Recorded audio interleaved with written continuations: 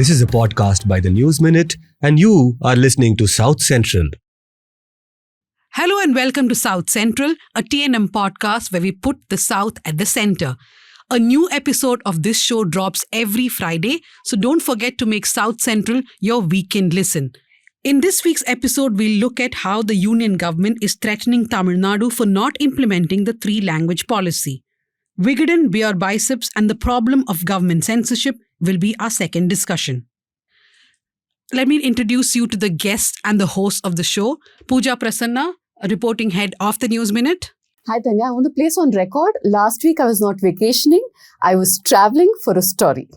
And the story will hopefully come in a week or two. Week, yeah. It's actually part of our series called The Spirituality Business. Also in the studio is Leena Reghunath. Welcome, Leena. Thank you, Dhanya.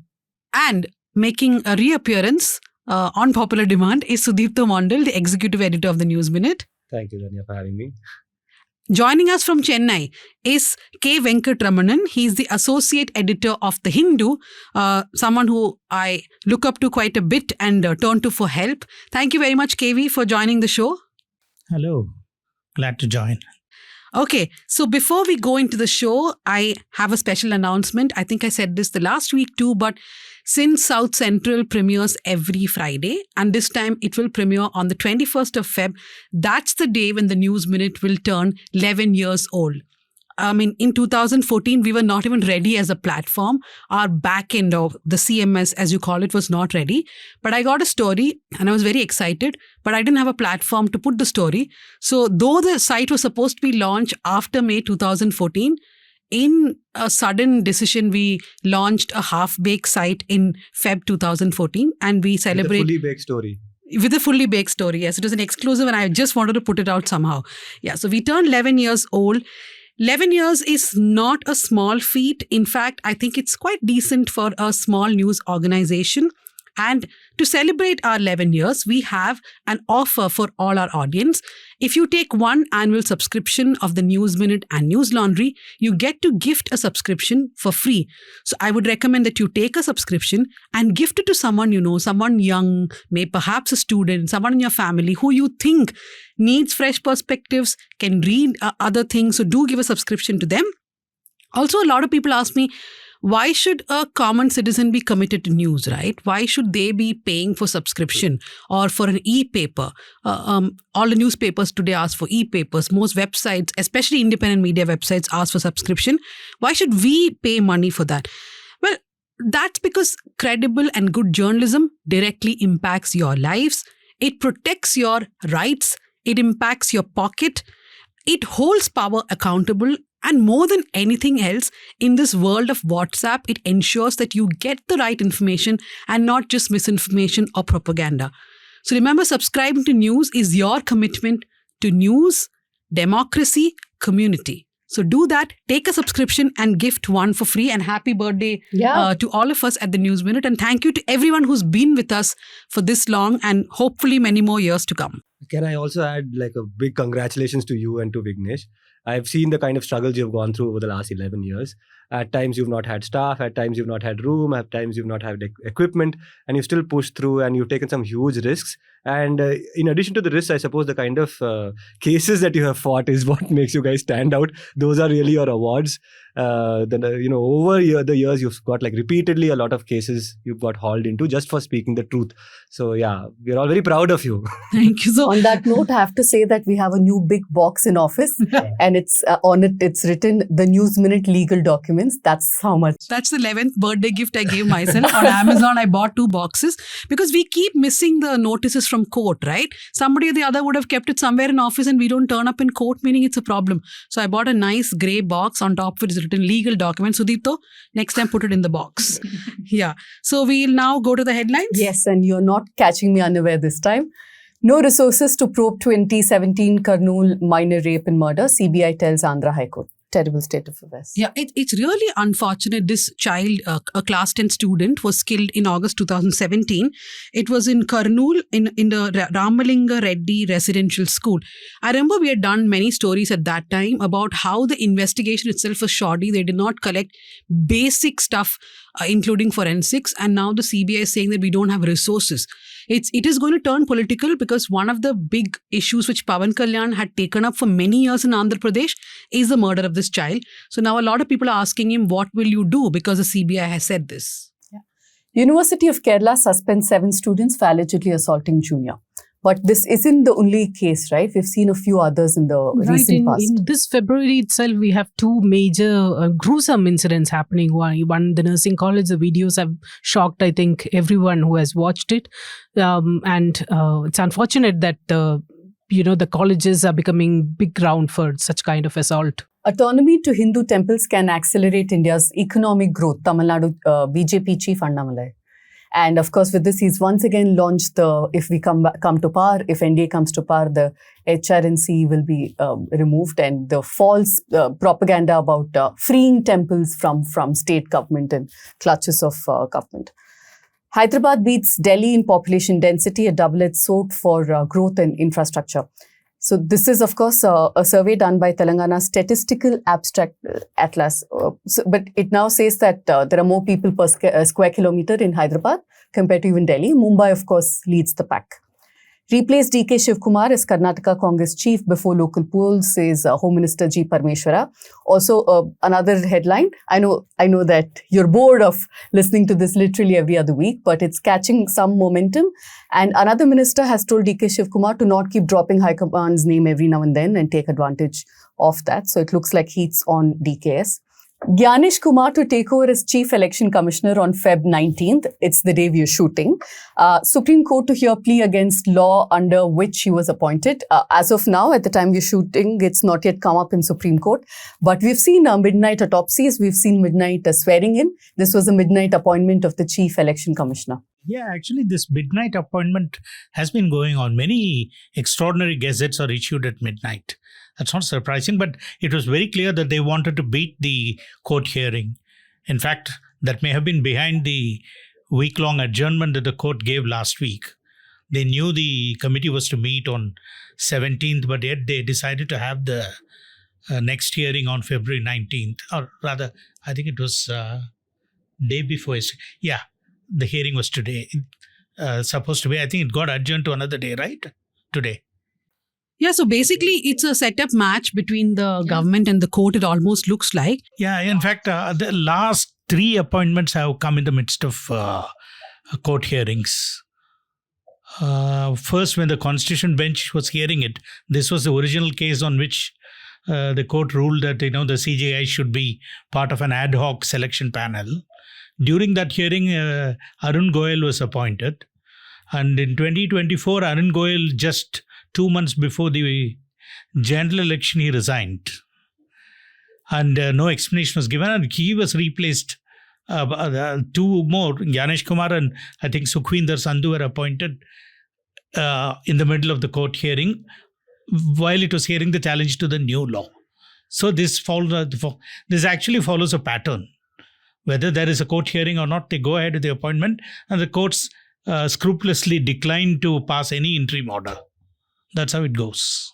Yeah, on that front, I just want to plug our weekly political newsletter, Power Trip. Yesterday, we had a scoop on what happened in that meeting between Prime Minister, Home Minister and Leader of Opposition, Modi, Shah and Rahul Gandhi. And if you want access to that, you have to become a News Laundry and News Minute subscriber. Every week, it drops in your inbox, and we usually give you at least 4 or 5 very important political scoops from across the country.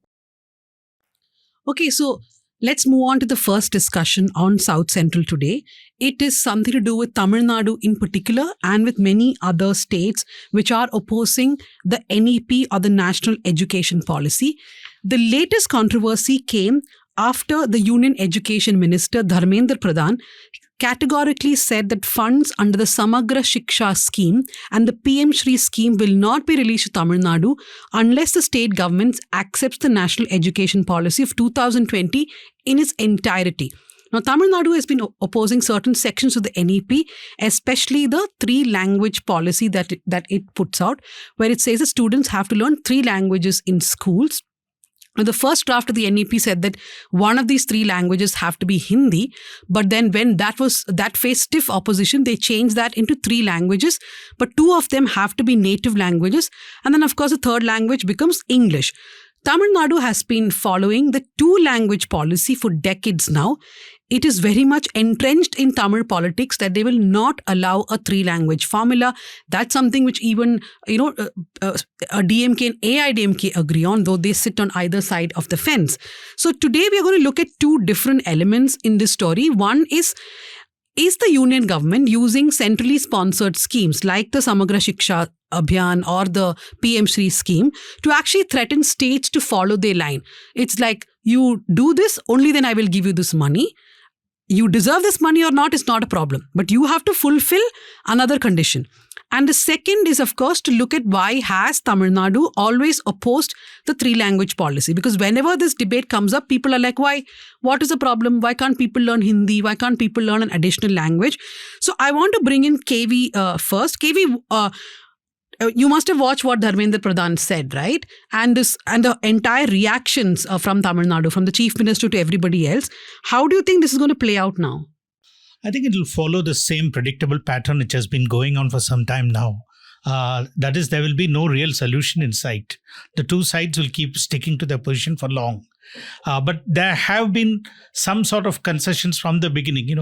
Originally the whole language issue began because the constitution provided that English will be used for 15 years since its inception. So it was around 1965 that the official language of Hindi was supposed to come into force, and in the run-up to it, they passed the Official Languages Act. And they also had an official language resolution in 1968. That is more important because both houses of parliament adopted a resolution that they will promote Hindi as the official language, promote it as a means of communication between governments. They must encourage the progressive use of Hindi in judicial forum. And it went on like that. And one of these was that it should also build up other official languages in the 8th schedule. But whether these things happened or not is quite unknown. And at that time, the three-language policy came into force only at that point of time, because English was nominally in use throughout the country. It was then that many state governments adopted Hindi as their only official language. Even some courts in the high courts in North India use Hindi as a means, although it has not come to South India as such. It was in this backdrop that the Tamil Nadu Assembly also adopted a resolution countering it and entrenching the two-language policy as its permanent feature. And the whole debate whether opposing the three-language policy was the same as opposing the imposition of Hindi, and whether it amounted to going against national unity, all these things came up even then. But basically, based on an oral assurance given in the 1950s by Jawaharlal Nehru in Parliament, we have been managing to continue with English as a means of communication, a link language as they used to call, and much of the correspondence between the state and central government still take place in English. In this backdrop, right now what is happening in the present regime is that in the last two terms, that is the last 10 years or so, the center is doubling down on its instinct to centralize. I see this not as a continuum of the original problem of whether we should have three languages and whether Hindi should be one of those three languages compulsorily. Rather, it is now part of a larger plan to take over all the functions and powers, even if these powers and functions ought to be shared with the states as per the constitution. You can see it happening in different levels. For instance, in Delhi, even though there is some space for the state assembly and some for the territorial assembly and some for the center, they want all of it. Similarly, since education is in the concurrent list, they do not want to share the policy space. It appears that there is a progression towards taking over all the functions. In other words, they do not see as concurrent, which actually means of similar level. But here they see the center as the overlord and the state as some sort of recalcitrant periphery, which they have to keep trampling upon. This is a very unfortunate situation. You can see that in many other aspects also. For instance, when the parliamentary sovereignty is taken as supreme, and no regulation of any state should, prevail over any aspect of the central policy. You can see it in the Vice-Chancellor's appointment also.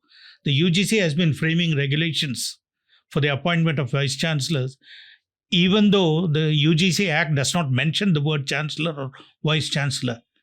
These officers are actually creatures of their respective state assemblies. Any university act passed by the assembly, that spells out the functions and role of the Vice-Chancellor, the manner of appointment, etc. But now even the Supreme Court has started saying that any UGC regulation has statutory value, and because a central law will always prevail over a state law, the UGC regulations will prevail. This is actually an utter perversion of what was originally meant to be. The center can only regulate higher education or set standards for higher education. It cannot get into the details of how education should be run. Originally, the education was in this state list. It was moved by the 42nd Amendment to this concurrent list. But even then, they don't leave. I don't see any reason why the center should have a policy on school education.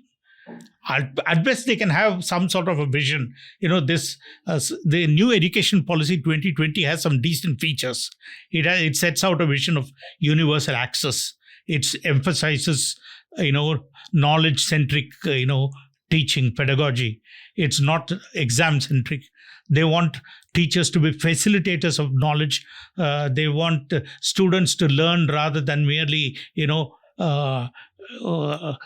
go by rote learning and then focus all their energies on marks alone. Their vocationalization also recognizes that it could bring in an issue of social hierarchy. So they are trying to make it, as much as possible, something that is not in conflict with the social hierarchy of our times.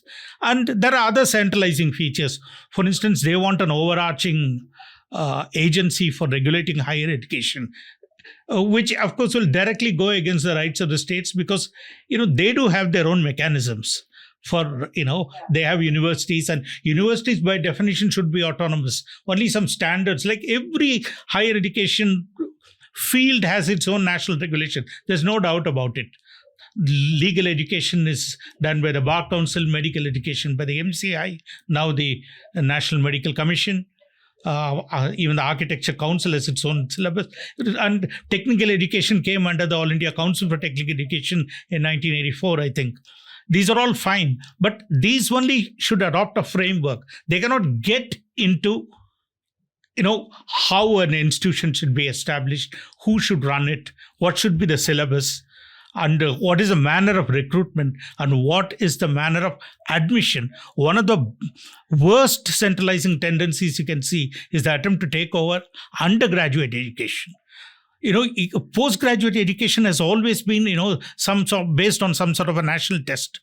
Everyone is familiar with the PG medical entrance test for last several years, but it's only when NEET came in that they entered the domain of undergraduate medical courses to part. And now they have something called QVET, Combined University Entrance Test, which has not been implemented for ordinary courses yet, but it will be the death knell of access to education for most people in the country. If every student who wants to go to the local government college or private college in the district is expected to clear a national test.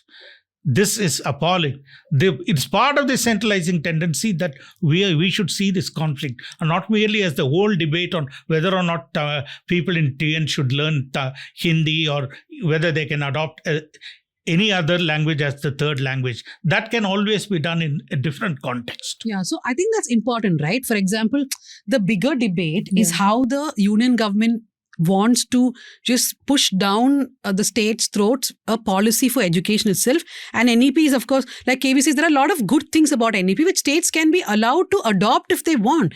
But why thrust it down states' throats? And I think we have gone beyond the BJP just thinking that they need a policy for everybody. Now they're threatening people, saying that if you do not adopt this policy in its entirety, we will cut you off funds, right? Absolutely. And this isn't just the only scheme they've been doing this with. And they're so bizarre. I'll give you an example. Kerala had missed out on funds for Life Mission because they refused to put pictures of Prime Minister Modi on the houses being built, life houses as they're called. And the argument was quite sane, if you ask me. They said it'll seem like it's charity if you're building a house and putting Prime Minister Modi's face on it, whereas it's what we're entitled to. They resisted for a long time, even his picture on ration and stuff like that. Now, the larger question that we're looking at is who makes these rules to give these grants?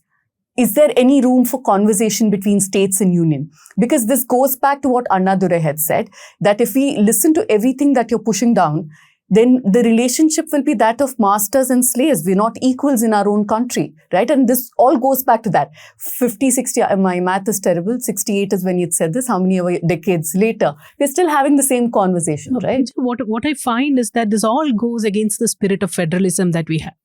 This year, that the states that haven't received funds are Tamil Nadu, Kerala, West Bengal, along with these things. And these are the funds that go to sanitation works in the school, plumbing and electrical works, salaries of teachers hired, special initiatives to train students for martial arts, self-defense, and all of those. That is the kind of money that the school is not able to access because the central government the union government has not allowed that kind of money. So, there is no other way than to call it a kind of gundaism against, states trying to adopt their own methods and trying to have their own say in this federalist structure that we have. No, and states are now giving up, right? Like Punjab. Yeah. Punjab also was not given the funds. 500 crores Punjab was owed by the union government. They held it ransom. Finally, Punjab had to succumb and they said, okay, we'll implement it because we need those funds. NEP. Yeah. And look at, I just want to also point out that there is something called PM Shri scheme, right? These are supposed to be the model schools, some 14,500 across the country. Now, the union government is going to put its hands up after, say, 5, 6, 7 years. And the state governments have to take over running of these schools. But the terms of the condition, it's all set by the union government. It's your fund. It is being given to you. You take care of the operations, but they're going to set how it should be run. And I don't understand why more states don't resist at this point. The way you guys described it throughout, I was thinking about how if we replaced the union government with IMF and World Bank, right? It is the exact same modus operandi, and we've discussed this so many times, right? How they change the policy of states in which they want to make a political intervention. They can't make it through political means, so they use money as a means to kind of push that politics through. And that is what is scary about this. Saving grace, IMF president might not insist on his photo on everything that they fund. True.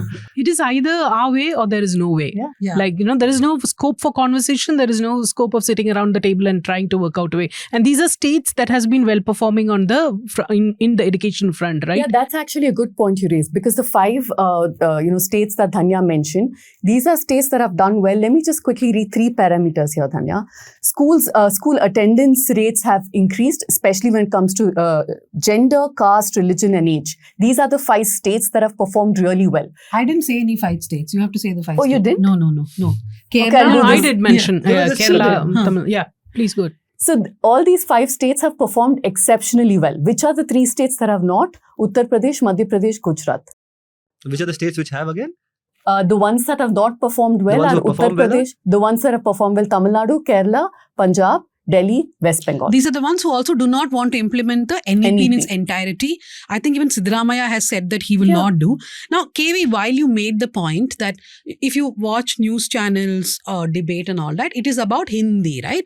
It's about why can't Tamil Nadu have Hindi and Tamil Tamil people are on these debates saying that why should we have Hindi? But KV, though you said that we shouldn't restrict the debate to Hindi in itself, and it's a larger debate about how the union government is trying to lord over states, I do want to go back to Hindi, because one thing that people are continuously saying is that the NEP is just saying 3 languages. What is Tamil Nadu's problem? It is, of course, a smoke screen, right? That if you say 3 languages, one is Hindi, one is the local languages, let's Tamil, Malayalam or whatever. Will Kerala say we will teach Tamil? Or will Tamil Nadu say I will teach Kannada? No, Hindi will become the option, right? So it's a smoke screen. You say 3 languages, meaning Hindi will enter, is what Tamil Nadu say. So can you explain the opposition, KV, to the 3 language policy itself? The opposition. Okay. See, basically, one of the things that you mentioned is right, that inevitably it will become Hindi. The second thing is, there are 2 kinds of states in the country. We have linguistic states, but among them, there are states which can be naturally trilingual, which are, outside South India. If you say Maharashtra, Gujarat, Punjab, Bihar, Odisha, and maybe even West Bengal, many of them probably will be comfortable with Hindi in addition to their mother tongue. So many of them may be trilingual, but I don't know how much of Hindi penetration is in the everyday life of the people. But we rarely come across people who are unfamiliar with Hindi in all these states. But the other kind of state is where Hindi itself is the main language, that is Uttar Pradesh, Rajasthan, probably Haryana, Uttarakhand, Himachal Pradesh and Bihar, even though they have their own regional languages which may just be dialects too. But predominantly their first language will be Hindi and the second language will be English. And what will be the third language? You can see that if you look at the data about what languages are taught as the third, incidentally Uttar Pradesh started implementing this 3-language formula seriously only last year. It was only in June 2024 that they spelled out how it should be done. And they have very good options there. The issue is all the Hindi-speaking Hindus can take Sanskrit. Others can have a choice of either Urdu or any other language. And mostly, I presume that Hindi or Urdu will be the third language for people in Uttar Pradesh and Bihar. Or in Rajasthan, sorry, did I say? I should have said either Sanskrit or Urdu. Yeah, we see Sanskrit is also written in the Devanagari script, so it's not a major problem for them to learn a new language. And another advantage, I don't know how it is now, Sanskrit is mostly, you don't have to answer the questions in Sanskrit. Only some words have to be written, but you can write either in English or answer either in Hindi or English. I think that's how essays are written for the Sanskrit question paper. So it may not be a problem for them at all. The real problem is where states will have a local language that is not directly compatible or even comparable to Hindi, and they will have to read it afresh. I mean, Karnataka probably and Kerala have not had a problem so far with teaching Hindi. Likewise, even though people, Marathi speaking and Bengali people are also, very passionate about their language, but they are also, quite, they are not averse to learning Hindi as such. But I don't know how the hinterland in these states, how they view the issue. But the real problem will be for those who, in southern states, and especially those who have a language that is unrelated to Hindi as their first language. It is there that the easiest way of getting around this problem is to make Hindi the common language. In course of time, more and more people will learn Hindi, and that is what Dhanya hinted at it. In course of time, if Hindi is entrenched as the third language throughout the country, then they can begin restricting the scopes, like recruitment could be limited to Hindi-speaking people or Hindi-knowing people at least. I mean, these consequences may follow in the long run. This is the main apprehension of people who are against using Hindi as the third language. Can I just add a couple of reporting points about this Hindi thing? So Dhanya, if you might remember the series of stories we had done about the growth of Hindutva in Tamil Nadu, Shabir and I had worked on it together. One of the things we found is that these CBSE schools have become a smokescreen for the right-wing agenda, not just the Hindi agenda, but the Hindu or the Hindutva agenda as well. The person who heads the Association of Private Schools, CBSE private schools, is a bona fide member of the BJP RSS in Tamil Nadu. And that for me led to other discoveries, which is that, how do I put it? There is a kind of a certain cultural hegemony that has been created by the North, which we all experience in cities such as Bangalore, Hyderabad, Chennai, all across the South. And you'll see this most often in the corporate sector, right? Wherein the second language is not the local language, it's often Hindi. Like if you go to any IT company in Bangalore, Hyderabad, Chennai, the second language is Hindi. I suppose there's a connection between that reality and the aspiration of a lot of parents saying that in the end of the day, my child is not going to work in a public sector undertaking because, they have to get into the so-called corporate sector. And in the corporate sector, the one language of currency is Hindi. Now, you can see that there are multiple, not just realities, but multiple interpretations of reality over here. And all of that is leading to a consolidation of Hindi, Hindutva, and that this cultural project has come even before the government has come, this CBSE schools and all that. No, just an extension of what you were saying. If we are for a minute assuming that this is out of some special love for Hindi, I think we are sorely mistaken. Hindi is a cover for Hindutva. Hindutva is cover for power. This is not any love for any religion, nor is it any love for any language. At the end of the day, it is only power. That's the first point. Second point is in 1968, I think, there was a conversation in Parliament about bringing in South Indian languages in Hindi-speaking states like Uttar Pradesh. We all know how much of that's happened, right? And here we're still resisting and it is still being shoved down our throats. So I seriously think that more southern states should join and not just make an ideological point, as Karnataka and Kerala have, but make it a political point too. Which is against NEP, you're saying, not against Hindi, because none of the other southern states have a problem with Hindi. They do have a problem, but it's just not a political strategy. The problems also has to go hand in hand with the everyday realities of life. Like 10 years, 15 years back, Kerala would have strongly resisted Hindi, or everybody speaks Tamil as the second language comfortably. But today I can see that, the migrant labor who has flowed into Kerala, everyone in Kerala, every Malayali has learned to talk Hindi, and they have learned to talk Malayalam in return. Like, that's a language of utility, right? For example, that's what I'm saying, that everyday reality changes some kind of these kind of aversions. And that's the only way. You can't dump it down.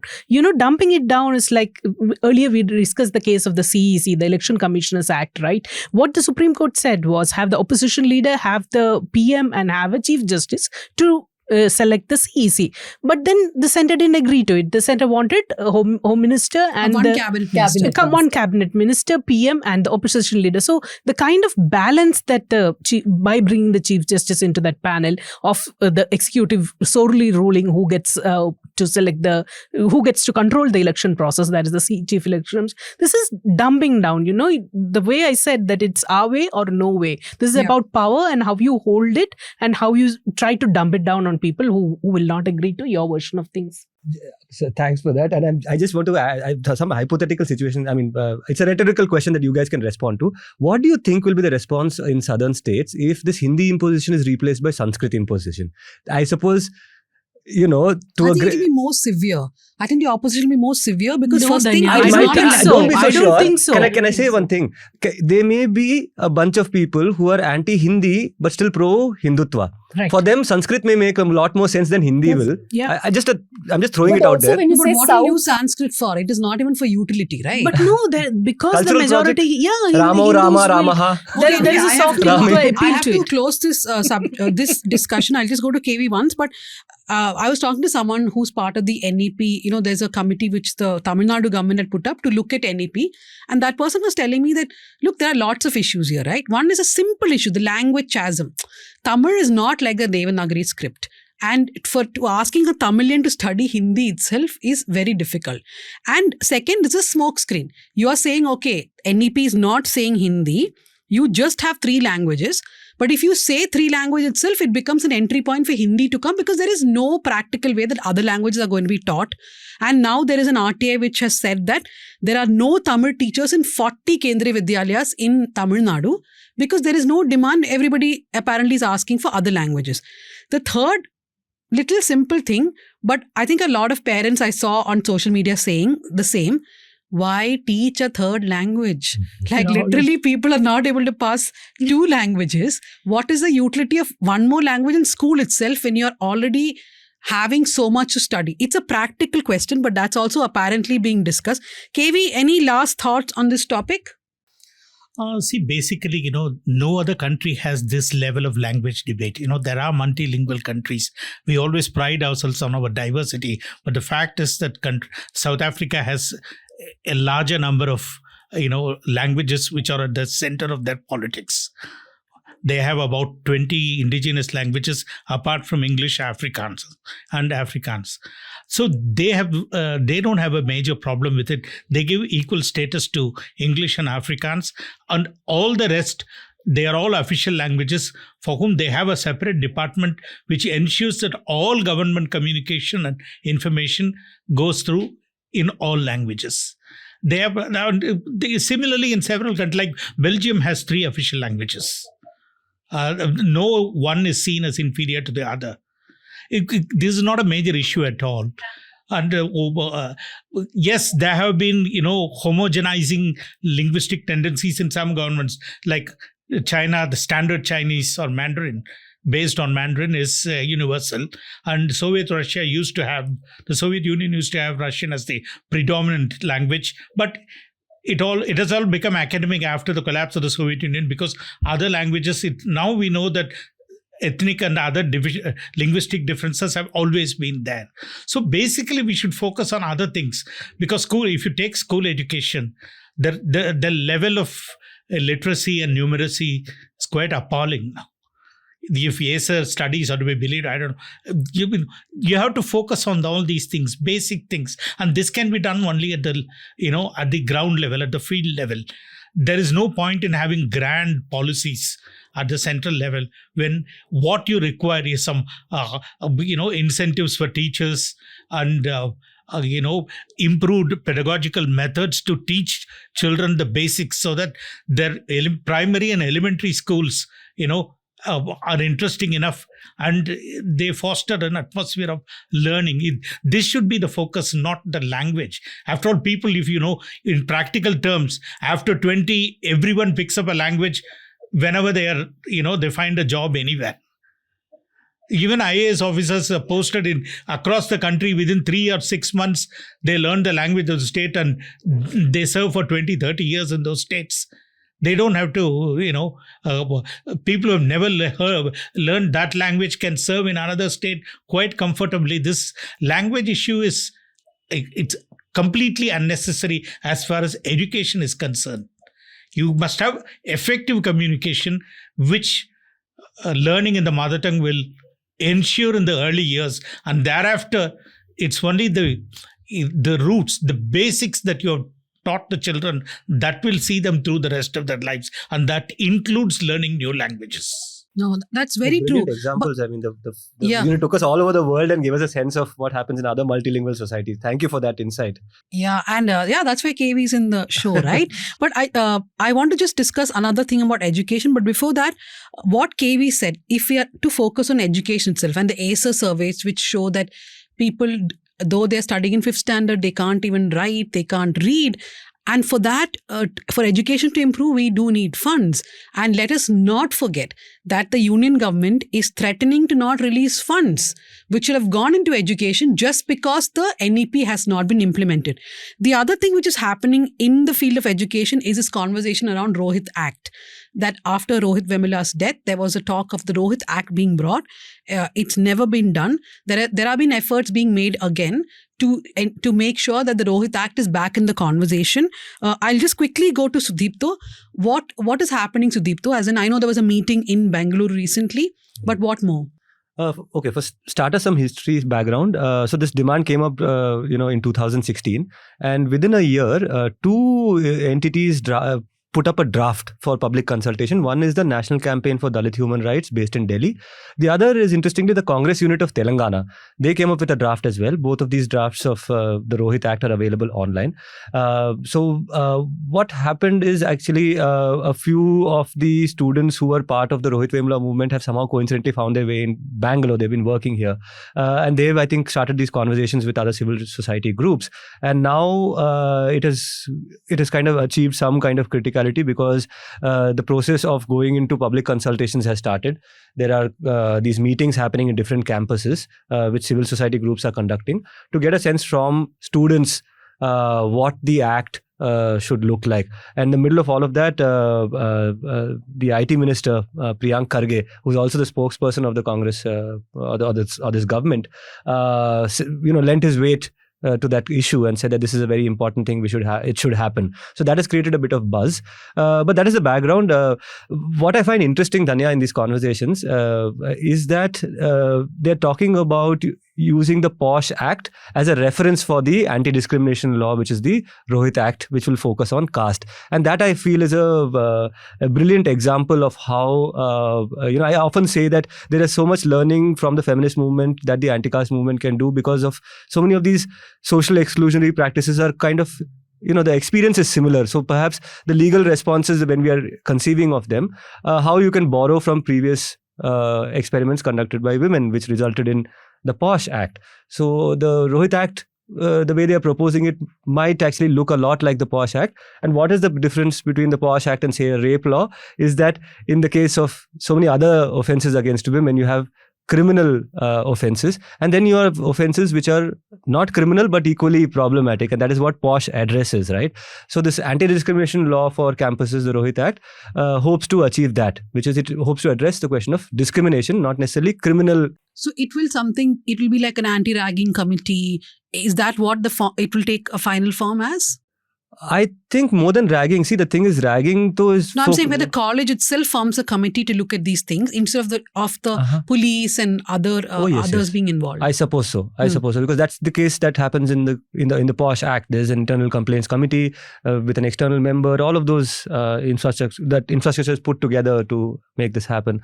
I suppose it'll perform in the same way, but in this case, one of the big things is how do you hold the institution responsible? Not ragging and other things often involve other students, but in the case of both POSH and the anti-discrimination thing, it is the entire institution, which includes teaching, non-teaching, even in the case of HCU, the Rohith case, we saw how the union government ministers got involved. Yeah. Sudipto, finally, still, the moment we discuss this, a lot of people say, but why speak about casteism in education institutions? Why introduce the thought of casteism in education institutions? Yeah, I think Newsminute's own report I was looking at, where you guys put out the points in the Sukhdev Thorat panel, right? Which says that 80% in AIMS could arrange remedial course in coaching in English, basic courses, but AIMS did not. 72% faced discrimination in a teaching session. 76% said that their papers were not examined properly. This kind of, I think very few places report how in these big institutions that students kill themselves and students undergo massive pressure and succumb to kind of certain kinds of violence because of what they are made to undergo. Their PhD is not passed. They are treated they've talked about in a violent, vulgar language and all of that. So how much that you try to work through your life circumstances and get into these top premier institutions and then face these kind of discrimination there is heartbreaking. So some of the things that they're talking, Leena gave herself a couple of good examples. They're talking about things such as a guide not being assigned. Yeah. You've been selected. They cannot stop you from being selected because there is some transparency in that process, but there need not be transparency in the process of appointing a guide. There are PhD students who are, so those they're proposing will become clauses in the law saying that if this happens, it constitutes an offense. So No, but I think just one point to what Dhanya asked you in the end. I don't think this is introducing caste in the minds of students. It is a remedy, not, that is a symptom that's already there. And this is a remedy to that. It's not the problem in itself. To majority of the people to think that this will introduce caste into the mind of caste is something we all wear, it's there in our skins. And then sometimes when we start talking about it, people feel like, this is, why are you bringing this discussion up? That's the most popular comment on any caste related stories. Yes. Why bring in caste? Why talk about caste? Anyway, same thing, no? I suppose that's where the intersection is, right? Why talk about gender? Why talk about caste? These two things, let's not talk about it all. Yeah. Okay, so now we will discuss something related to Tamil Nadu again, but has a national importance. Vikatan, which is a 99-year-old magazine from Tamil Nadu. They have a lot of other publications too. Their website was suddenly blocked on the 15th of February. This is exactly 5 days after they published a cartoon which showed Narendra Modi and Donald Trump sitting next to each other, but Narendra Modi's hands were in chains.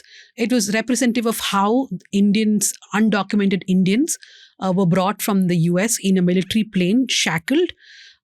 Now, what is alarming? Let me point out what is alarming. First is that the cartoon appears on the 10th of February. On the 15th of February, Tamil Nadu BJP President Annamalai is the first one to put it out, saying that we have a complaint against this cartoon. By 15th February evening, the website is blocked, which is in the morning, a BJP leader says this. By evening, the website is gone. When Vikatan asked the ministry, INB ministry, they said that it's secret. The reason why I've been blocked is secret. It's in national interest, but an interdepartmental committee will be meeting on the 20th of February. You can give your whatever your explanations to the committee. So imagine a website has been blocked without any explanation in a few hours' time. And this is not the first time this is happening. In 2022, if I'm not mistaken, or maybe a year before that, a Malayalam channel called Media One was taken off air on the 31st of January. It was off air for almost 2 months and 10 days because the Home Ministry said that it is against national security. When the case went to the Supreme Court said, no, the channel has to be on air. For almost 2 months, the channel was not there. Imagine if the Supreme Court had not given relief for 6 months, 7 months, how many people would have ended up losing their jobs? And the entire misuse of this Section 69A of the IT Act, which is what the government is using. This gives emergency blocking powers to the central government, or any official with the central government can just block anything.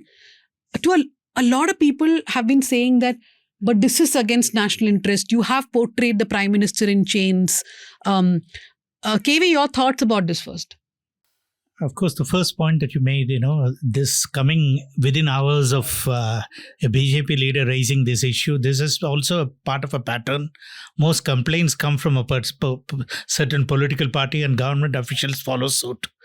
This is the familiar pattern. It had happened in many instances. If you see most of the speech-related curbs imposed by any department, whether it's the IT, as it is now, or the Information and Broadcasting Minister in the case of Media One, most of these things start with a political statement against a particular outlet, and this translates as official action, because the bureaucracy is basically often it springs into action as soon as a complaint is received from a certain quarter.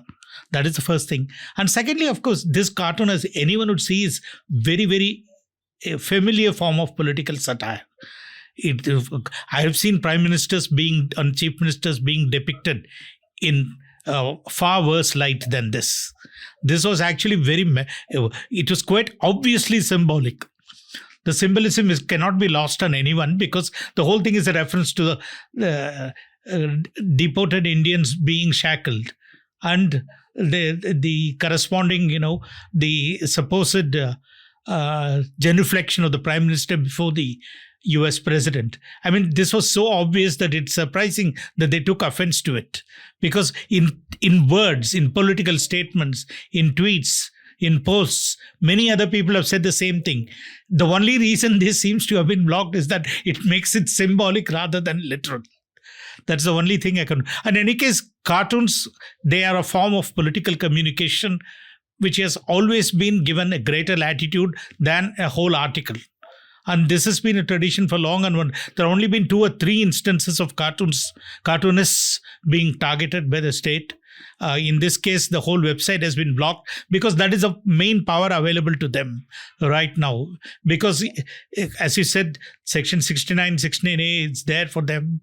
And this intermediary rules, blocking rules, that also has a provision for an emergency measure, even though the main provision requires giving a hearing to the person concerned before blocking a website. But they also have emergency powers to block first and then seek an explanation. These are all provisions which are tailor-made for situations like this. But the real issue is, this is closely aligned to a political ideology. Once again, this has happened in the past. You remember the same Ananda Vikatan group was, hauled up in the assembly, it's the Tamil Nadu assembly, for a cartoon that made a disparaging reference to politicians of that time. And all the MLAs got agitated and they sentenced him to prison. That, of course, once again, many years later, it was set aside by the courts. So that kind of, political class taking offense against a cartoon or an article is somewhat different from the times that we now live in. It's posited on a belief that the Prime Minister is beyond certain category, beyond criticism, and there are certain things that which cannot be tolerated by the state. And the whole issue of how, the reasonable restriction as a limit on free speech and free expression is often perversely invoked to say, how can you say this about a Prime Minister? How can you say this about the VP? How can you say it about a minister? I mean, it is this attitude that is really disturbing. And I don't think this will even survive judicial scrutiny, because anyone can see that, this is not inflammatory, this is not defamatory, except in the eyes of those who believe that the PM can do no wrong. And I don't think they care about judicial scrutiny, right? The entire point is to act, and then in the court we'll see it'll obviously fall through. So many such cases have fallen.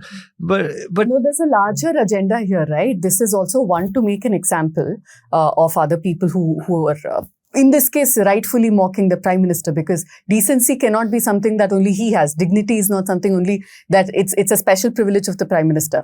We had people undocumented, although Indians being brought back, and their turbans were removed, they were shackled. So why is it that they're not allowed this dignity? That's first point. But even legally speaking, like you rightly said, under the same, Section 69A of the IT Act, you cannot use morality and decency as grounds of clamping down, which is what they've done in this case. No, I think they have used national security. National security is that magic word they invoke every time. What does that mean? It's such a vague term, they slap it on all of us. Suddenly, how does it become a national security issue? Because it is insulting the Prime Minister in the eyes of the global powers, whatever it is. Do they think it's not happening otherwise? Are they seriously that naive and stupid? No, but what I want to point out is something that KV said. He spoke about the Ananda Vikatan cartoon. This was in 1987 when they showed a cartoon which compared an MLA to a pickpocket and an MP to a dacoit or something like that. So when he was imprisoned, the editor Balasubramaniam, and when he went to court, the court said that even before hearing him, the Assembly of Tamil Nadu decided that he is guilty and they wanted him to be imprisoned. The same thing is what is happening with Media One or Vikatan, right? The Assembly at least is a more democratic space where at least some people, some of the MLAs had walked out, some of the MLAs did not agree with what happened. But here it is some union government employee who is faceless, nameless. The order also is not served to Vikatan, and he simply blocked this because why? Annamalai complained. Because Annamalai thought this is against decency. I think it's just his vanity project at this point. And what really scares me, actually doesn't scare me, but I'm just saying that as a person who runs a small media organization, right? This is a huge media organization. Vikatan turns 100 next year. And you have actually blocked a website of Vikatan. Tomorrow it could be the Hindu where KV works. But the protests are so minimal, even for such a large organization, right? So what happens when the government suddenly shuts down everybody else who they want to? Which reminds me that, as a symbolic gesture, can we do a small protest here, at least by putting a finger on our lips, saying that, how in regular protests we would put tape on our mouth. Or maybe we'll just do something like this. Can we do this like together at the count of or just take printouts of that wonderful cartoon and hold it. Yeah. Can we do this like one at the count of 3? Yeah, sure, hold like Okay. this. You Yeah. can. Prime Minister can't be shackled. You and I don't matter. KV, you wanted to say something? That is the thing about political cartoons, as there was KV a said, demonstration right? in Chennai yesterday. Huh? Journalists demonstrated. No, I There was know. a demonstration yesterday in Chennai. No, I know there have been protests by journalists. The Editors Guild of India has given a statement. Many politicians have. But I feel that outrage is for 2 days, 3 days. And like in Media One's case, at least Vikatan is getting more support than Media One did. Because Media One is owned by the Jamaat. Right. Everybody was a bit more quieter, I thought, in that case. Because what if is a question, right? I mean... but at least Vikatan is getting more support. Now, parallelly, we should understand one thing. That whole Ranveer Allahabadiya controversy, where the Supreme Court is like, you're indecent, whatever. And now I think there will be a move for a digital censor board. I think Apar Gupta has written a story in the Hindu today. And we said this in the last South Central also, that it really looks like a smokescreen for bringing some sort of censorship. So on top of 69A, the digital media rules, they may try to bring a broadcasting act and also introduce obscenity or whatever it is, like morality into some new law that they want to bring in. They've already made moves in that direction, right? Because Nishikant Dubey, who is God's gift to India, is heading that IT committee, and he's already asked the ministry, INB ministry, to look at this. And IT ministry was it, or was it INB ministry? She didn't say it sarcastically. He is God's gift to India, because otherwise somebody will be blocking our program. No, I mean it very sarcastically. I think he's come, but anyway, he's made some look at the irony, right? This man is talking about morality and the kind of comments he's made about minorities, about women. But keeping that aside, the seriousness of this episode, he's already asked the ministry to look into this. Very soon we could look at some very, very stringent, draconian laws being brought in. No, but what fantastic sanskar, right? That's what I kind of am reflecting on. On the one side, you can call for the genocide of a certain community. You can call for their women to be raped. You can call for this thing. Okay, that doesn't... neither the court would rage, neither the North Indian studios would rage.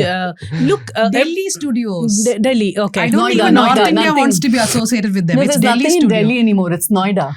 Look, the Noida studios were whole of last week when they were debating about this Ranveer Singh. That was the time soon after that Indians were shackled and deported to India, and we didn't see that kind of outrage there, right? And that is that kind of propaganda war that was happening there. That is what Vikatan punched into, right? To like a prick by a needle into a balloon, that inflated balloon, that suddenly you can laugh at it and you can be shocked at it. That a deeply reported long form piece will never be able to do. This satirical political cartoons too. And whenever authoritarian governments have been in power, we have seen that it has always produced interesting political cartoons. Like some of the memorable political cartoons were in the Indira Gandhi era. And I think it is sad that none of the mainstream media does this kind of political cartoons, but Vikatan is a place that at least allows these kind of things to be published, cartoons that are edgy. So it's great that it's been done, and I don't know how many North Indians would have heard about Vikatan in the way that we would know. But they did. Just to the point of what the Hindi or Noida channels are actually doing. It's become a favorite pastime. If something big happens, we start joining the dots here, right? We start seeing what's happening. Yesterday on my Instagram feed, I saw Arnab Goswami announcing that they're starting some sort of academy of some sorts, where they're going to select 40 to 50 influencers who will now get the complete backing of Republic Network. And they will now show how to be an influencer the right way. So it can be economy-based, it can be history-based. That's something that they want to do. So that's what they want to do. This is one space that was beyond the reach. And I those can of see you, Sudipto's eyes gleaming. Are you wanting to I join just this want to- influencer group? yeah. No, I was just trying to shamelessly bring attention to the fact that we run a very interesting cartoon strip called Sanitary Panels, and the person who draws those cartoons has also got an international award, the Kofi Annan Award for courage in cartooning. So I just wanted to plug that, saying that we also do some pretty edgy work. Rachita, yes. Rachita, yeah. Okay, so I think we will close the topics. I'll quickly read a few letters. I, in fact, forgot in the last episode. Kanchana Rama writes, "Hi, everyone at the News Minute. Congratulations on your 11th anniversary." Thank you. Is it anniversary or is it birthday? I like birthday better. Birth anniversary. That sounds like we're dead and gone and we're 2,000 years old. Yeah. Okay. I thoroughly enjoyed the episode, particularly because I resonated with the panel's view on most topics. So it's like creating an echo chamber. Regarding the BeerBiceps incident, you know what? We should actually be blocked, not for anything else, but for saying random stuff. What is it? Ranveer Ahluwalia. You said Ranveer Singh. I don't think anybody has got his name correct. Now we call him Whiskey Triceps. The man who was awarded the creative of the year. by Creative PM. of the Yeah. year, Regarding the BeerBiceps incident, I don't believe it was isolated. It seems to be a precursor to exert control over independent news organizations. Everyone in my family were rolling their eyes when I was expounding on the conspiracy theory. It's not conspiracy, Kanchana. We think this is going to come true. On the subject of Infosys layoffs, I feel that there is general disdain for blue-collar work in India. Jersha Grace writes, "Hello team, I really enjoy the South Central podcast. I always learn a lot from the discussions. I love Dhanya's inputs because I feel like my perspective is represented in the panel." Thank you, Jersha. "My suggestion is pick an environmental issue for discussion maybe once in 2-3 weeks. The discourse around climate change generally sticks to mitigation measures, but please do discuss other things." We shall definitely try. Soham Joshi says, "This is my first letter and I want to say I'm a big fan of the show. I love the format and the topics. However, I did wish the topic of the Iron Age in Tamil Nadu could have been dealt better.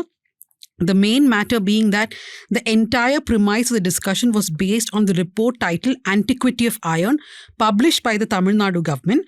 I could not find that the topic was peer-reviewed in any journal. Dhanya even asked the speaker whether this was scientific, to which the guest speaker said the findings were solid.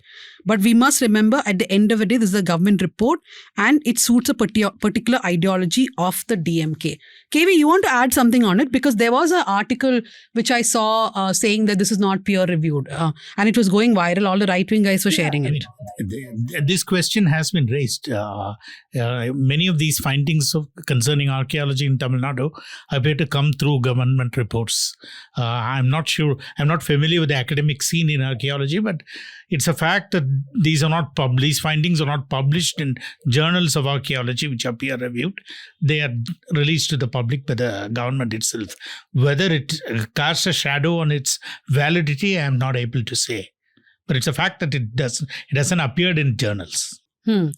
Okay, Neeraj writes from Haryana. He says, "As someone from Haryana, I've always been interested in news from across India, not just my own region." It's a long letter. I'm just going to condense it. "I completely understand the frustration that many in the South feel about the lack of representation in national newsrooms." Actually, there's no lack of representation as human. Lack of focus, I would say. Lack of focus. A lot of South Indians are there. Perspective and narrative. Well, That's the Malayalis problem. and Bengalis are Yeah, editors in newsrooms every are other filled with newsroom. Malayalis, Yeah. whichever it is. Tamilians also, a lot of them. Yeah. But they not all start Tamilians. speaking Hindi there in English newsrooms. However, I would also like to say that not all North Indians fit the stereotype of being ignorant or dismissive of South India. There are many of us genuinely who want to consume news from all parts of the country, who respect and appreciate the diversity of languages, cultures, and perspectives that India has to offer. That's very nice of you, Neeraj.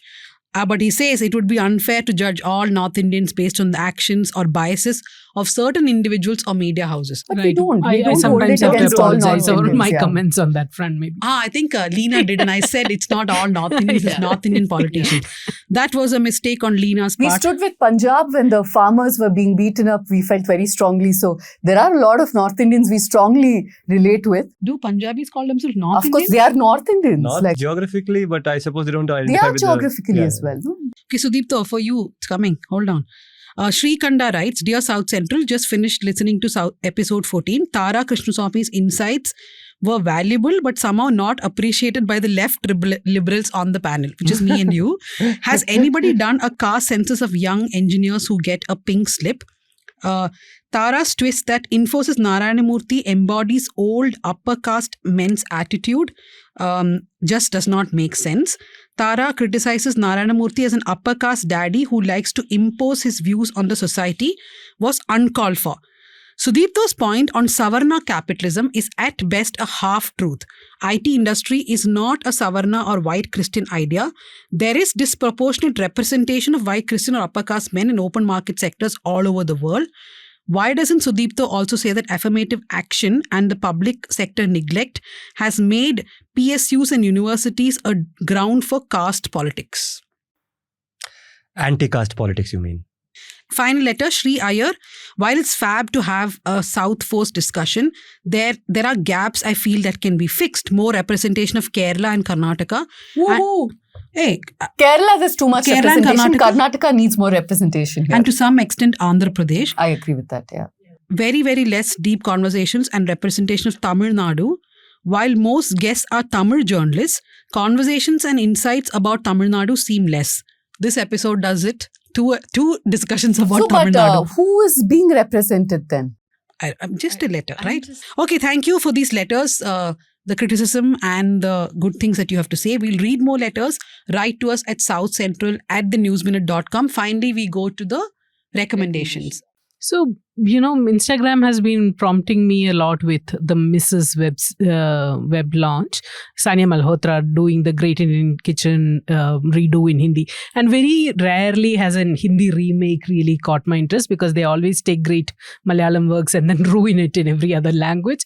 But what I like about Sania and how she has, I haven't seen the film, of course, but what I see of little bit snippets of it, I think she has brought that body language and that, simmering anger and discontent that women often, however high achieving you are, once you are assigned this kitchen duties and you are constantly measured against what you produce from that kitchen, whereas we all go through the same kind of education system, aspire to the same things in life, but after marriage how that turns against a woman.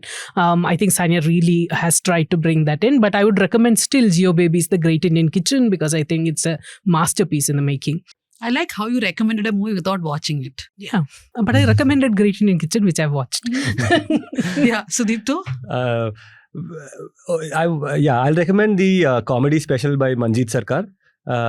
It was released just less than a week, or I think about a little over a week, around about a week ago. What's special about it is that it's a perspective. So in the question of the partition of India, we just hear the Hindu-Muslim binary. The fact that, thousands of quote-unquote, untouchables or lowered caste people were just crushed in this entire process is something that doesn't get enough prominence. You will find a lot of partition narratives from people sitting in CR Park in Delhi, for example, about Bengal. All the Bhadralok Bengalis sitting in CR Park will give you this whole, we had so much of land in Bangladesh which we lost. We don't get the perspective of people who, Dalits, Namushudros who came in. This comedy special, I think, is a very dark satire commentary on what successive governments, primarily the CPM in Bengal, did to the refugees who were coming in from Bangladesh. I think you should watch 2 interviews by the BBC. One, of course, of former CJI Chandrachud, DY Chandrachud, and the latest one that's been released yesterday, was it today, of Omar Abdullah. And I think we all need to watch it again and again to remind ourselves what interviews should look like. So I want to recommend this article in The Guardian. It's really fascinating. It's about the right-wing roots of the Silicon Valley and whether it's headed for techno-fascism. I had no clue about some of the stuff which happened in the 90s and all that, the Silicon Valley, where they were against even recruiting women. And the kind of backlash, how many of the tech giants came together. It's a fascinating read, especially considering what is happening now with Elon Musk and others taking center stage. So that's it with the recommendations. And remember, a new episode drops every Friday. And this Friday, we'll be turning 11 as you watch the episode. We have an offer. If you take an annual subscription, you get one absolutely free. You can give that to a friend, family member, anyone you wish. But do take the subscription because it's how you tell us that we matter to you. Also listen to Modi ji, because if you've been following his US trip, he spoke about how 1 + 1 is 11. That's Modi plus Trump is 11. So he's basically advertising for us, and he's saying, be a good citizen, go and pick up a subscription. Listen to Modi ji. Vignesh and Dhanya are 1 in 1. Dhanya is one. Okay, we are Vignesh going to is one. stop the bad jokes. Thank you very much for joining South Central.